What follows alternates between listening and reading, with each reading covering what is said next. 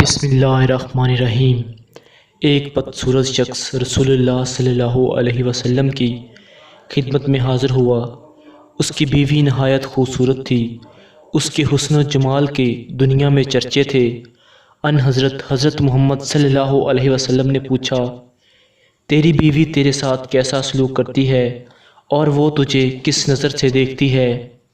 اس شخص نے عرض کیا، یا رسول اللہ، میری بیوی میری بہت قدر کرتی ہے اور میری بلا اجازت گھر سے باہر نہیں جاتی اور اپنے حسن اور خوبصورتی کا کوئی غرور گھمنڈ نہیں کرتی، بلکہ میری خدمت کی طرف بہت توجہ اور دھیان دیتی ہے، مجھے دل و جان سے چاہتی ہے۔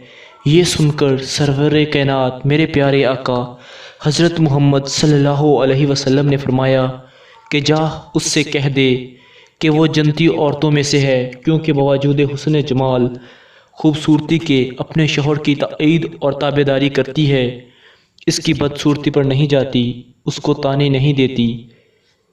تو دوستو، اگر آپ ایسی مزید ویڈیوز دیکھنا چاہتے ہیں تو پلیز میرے چینل کو سبسکرائب اور ویڈیو کو لائک ضرور کریے گا۔ شکریہ، اللہ حافظ۔